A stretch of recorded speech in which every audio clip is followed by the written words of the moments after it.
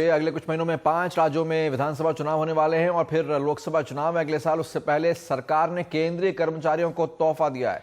7वें वेतन आयोग की घोषणा कर दी गई है। इससे तकरीबन 54 लाख कर्मचारियों को फायदा होगा। वेतन आयोग कर्मचारियों के वेतन, उनकी तनख्वाह कितनी हो ये तय करता है और उसको बढ़ाने की अनुशंसा करता है। वित्त मंत्री पी चिदम्बरम ने एक बयान जारी करके बताया कि प्रधानमंत्री ने 7वें वेतन आयोग के गठन को मंजूरी दे दी है। हाल ही में सरकार ने साल में दूसरी बार महंगाई भत्ता बढ़ाने का ऐलान किया था और अब वेतन आयोग का गठन करके सरकार कर्मचारियों के वोट पक्के करने की कोशिश में दिख रही है। हिमांशु शेखर हमारे साथ हैं। हिमांशु, क्या फर्क पड़ता है, कितना फर्क पड़ता है और इसकी टाइमिंग के पीछे क्या रहस्य है? देखिए, टाइमिंग बहुत महत्वपूर्ण है। ये ऐलान ऐसे समय पर किया गया है जब चुनाव आयोग नवंबर महीने में 5 राज्यों में विधानसभा चुनाव करने की तैयारी कर रहा है और निश्चित तौर पर अगर तारीख का ऐलान कर दिया जाता चुनाव आयोग की तरफ से तो उसके बाद एक कोड ऑफ कंडक्ट लागू हो जाता, इन्फोर्स हो जाता। इसलिए तब भारत सरकार के लिए ज्यादा स्पेस नहीं होता इस ऐलान को करने का। इसलिए प्रधानमंत्री ने अमेरिका की यात्रा पर जाने से ठीक पहले वित्त मंत्री को अनुमति दे दी कि वो इस बात का औपचारिक ऐलान करें। और अब जो नया वेतन आयोग के गठन की जो औपचारिकताएं हैं उसको अब शुरू किया जाएगा। वित्त मंत्रालय की तरफ से ये कहा गया है कि बहुत जल्दी इस नए वेतन आयोग का अध्यक्ष कौन होगा, इसके दूसरे सदस्य कौन होंगे, ये प्रक्रिया शुरू की जाएगी।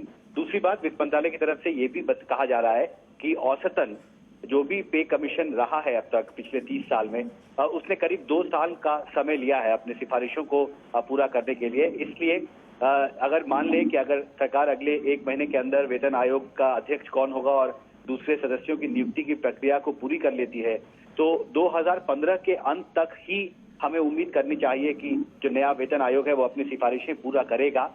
एक मंशा सरकार ने अपनी तरफ से जरूर साफ की है कि जो नया वेतन आयोग होगा उसकी सिफारिशें 1 जनवरी 2016 से लागू होंगी, यानी 2016 से लागू होंगी। अभी वक्त लगेगा वेतन आयोग को तय करने में कितनी तनख्वाह बढ़ाई जाए, कहाँ कैसी तनख्वाह हो, लेकिन ऐलान करके सरकार अपनी मंशा जाहिर कर रही है। उधर कांग्रेस सांसद राज बब्बर का कहना है कि यह फैसला चुनाव को ध्यान में रखकर नहीं बल्कि लोगों के फायदे को ध्यान में रखते हुए लिया गया है।